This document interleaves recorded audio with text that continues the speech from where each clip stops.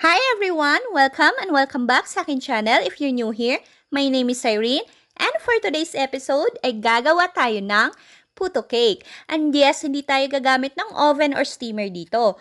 Two ways yung gagawin natin dahil papakita ko rin sa inyo yung difference pag cake flour or all-purpose flour ang gagamitin natin.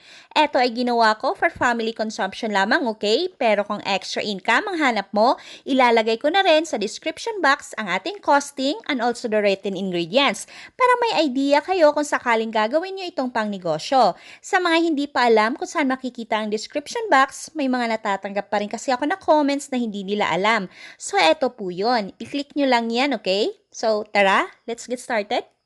Let's start with our dry ingredients. Sift natin ang ating 1½ cup of cake flour or all-purpose flour.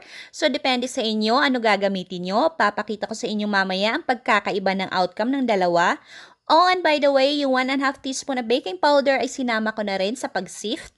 After natin i-sift, mag-add tayo ng ½ cup of white sugar. Then, mix lang natin ito. Then, add in 3/4 cup of water. Okay, sa water, pwede kayo gumamit dito ng evaporated milk or fresh milk. Then, i-mix lang natin until well incorporated na ang ating wet and dry ingredients. But, do not overmix, okay? Now, let's proceed naman sa ating meringue. Before we start, make sure na dry lahat ng mga tools na gagamitin natin. Wipe natin ito using paper towel or clean cloth. Dapat walang kahit konting moisture or substance sa mga tools na gagamitin natin. Dahil pag hindi natin ito ginawa, chances are hindi magra-rise or magiging meringue ang ating egg whites. Carefully separate the whites from the yolks. So, 3 medium-sized eggs ang gamit ko dito. Then, using a handheld mixer, whip natin ito while gradually adding 1/4 cup of white sugar. Usually, pag meringue, there's 3 basic ingredients sa paggawa nito. Yung egg whites, of course, then white sugar, at yung cream of tartar. But in my case, mahirap makahanap ng cream of tartar dito sa area namin. So, wala naman ako naging problema so far sa paggawa ng meringue kahit walang cream of tartar. Pero kung meron kayo sa bahay, you can add ½ teaspoon of cream of tartar. So, dapat ganito ang ma-achieve natin. Stiff peaks form na siya. At pag tinoob natin ang ating mixing bowl, ay hindi na ito natatapon. Now na ready na ang ating meringue, maglagay tayo ng konting amount sa ating cake mixture para mag-loosen up ito at hindi tayo mahirapan i-cut and fold ito mamaya. So ano nga ba ang cut and fold method? Ba't hindi i-mix na lang like we usually do pag gagawa tayo ng cake or puto cheese?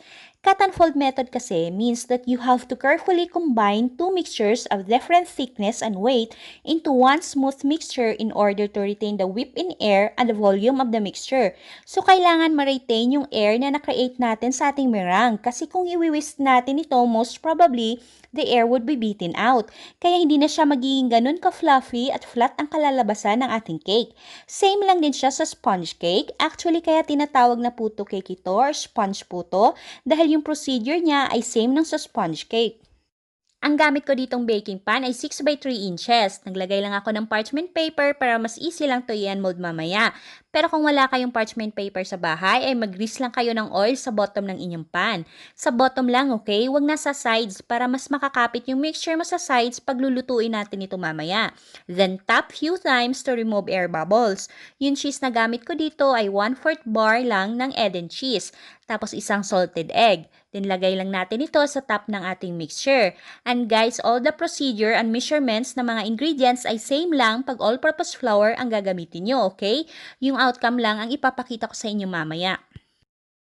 Okay, nag-cover ako ng foil dito, pero pwedeng hindi na. Dahil yung akin, dumikit sa foil yung top ng aking cake. Kaya sa all-purpose flour na recipe ko ay di na ako gumamit ng foil. Wala tayong magiging problema kung matutuluan ang ating cake ng water drippings dahil dry steam naman ang gagawin natin. At dahil dry steam ang gagawin ko, gumamit lang ako ng kawali. Pwede kayo gumamit ng kaldero, maglagay lang kayo ng wire rack or kahit anong tray na pwede niyong pagpatungan. Kahit lata nga ng maling ay pwede na. And yes, pwede niyo ito steam sa steamer niyo ng 25 to 30 minutes. Do a toothpick check after 25 minutes. Kung basa pa, extend for 5 minutes. Then check again. Sa dry steam naman, medyo matagal, 45 minutes over medium-low heat.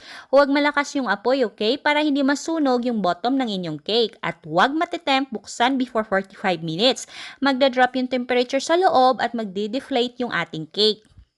At habang binibake pa natin ang ating Putocake, if you haven't subscribed yet, make sure to smash that subscribe button and don't forget to click the notification bell and click all para ma-notify kayo pag may bago tayong uploads. After 45 minutes, do a toothpick check. If it comes out clean or with few moist crumbs, luto na ito. At this point, tinanggal ko na yung foil dahil nadikit siya sa aking cake. Once naluto na ito, remove from kawali, then let it cool ng mga 10 minutes before unmolding. And ready to serve na at pwede na ibenta ang ating Putocake. So ngayon naman i-compare natin yung difference na dalawa. So ito yung sa cake flour ang gamit. Kung napapansin nyo ay puting-puti yung ating cake. Kasi kung hindi nyo pa alam, ang cake flour kasi ay bleach siya. Kaya kung ikukumpara nyo ito sa all-purpose flour, ay mas maputi ito. Sa texture naman ng ating cake ay mas finer, soft at fluffy siya. Cake flour kasi has lower protein content, it produces less gluten compared to all-purpose flour, kaya mas fluffy ang outcome. Ito naman yung sa all-purpose flour yung ginamit. See the difference? Hindi siya ganun ka-white, di ba? At yung texture niya hindi ganun ka-light and fluffy. Actually, may pagka-moist yung cake. Almost same yung texture sa puto cheese, but to top ito, parehas naman silang masarap. Iba-iba kasi ang preference ng tao, so nasa sa inyo yan kung anong flour ang gagamitin nyo. But for me, kung puto cake ang gagawin nyo, sponge cake or chiffon cake, basta need ng meringue, go for cake flour. Kung moist na cake naman ang gagawin nyo, like chocolate cake, banana cake, go for all-purpose flour. At para naman sa ating shoutout portion, mega shoutout to Sheila Nasis Vlog. May mga hain din siyang masasarap na putahe sa kanyang kusina. At may kasama pang pa-tour sa mga magagandang places in Dubai. Hanapin niya ay legit na kaibigan, kaya pasyalan niyo na ang kanyang channel. Mega shoutout na rin sa mga channel na to. Mga baguhang YouTuber po sila na willing din makipagkaibigan sa inyo. To Yummy Cooking and Cooking, Negosyo, Ideas at iba pa. And special shoutout na rin to Diana Rose Cabantok from Sulangan and to Roger De La Cruz. Thanks guys for watching! At sa mga hindi ko po na shoutout, bawi na lang ako sa next upload ko. Paki-comment down below na lang kasi minsan sa dami ng mga comments ay natatabunan na yung iba. And guys, gumawa pala ako ng Facebook page, Taste of Pinas. So baka gusto nyo lang pasyalan at dagdagan yung kakarampot ko na follower doon. Actually, ginawa ko siya dahil may pag-giveaway ako soon sa inyong mga beautiful and handsome viewers ko. Dahil finally, na-reach natin ang 100,000 subs. So paki-follow nyo ako doon dahil doon ako magpo-post ng mechanics. Sana ay nakatulong tong video na to at nabigyan kayo ng idea paano kikita gamit ang maliit na puhunan lamang. At sa mga hindi pa nakapag-subscribe, please subscribe sa ating YouTube channel and please click the notification bell and click all para ma-notify kayo pag may bago tayong uploads. Thank you guys for watching and happy cooking!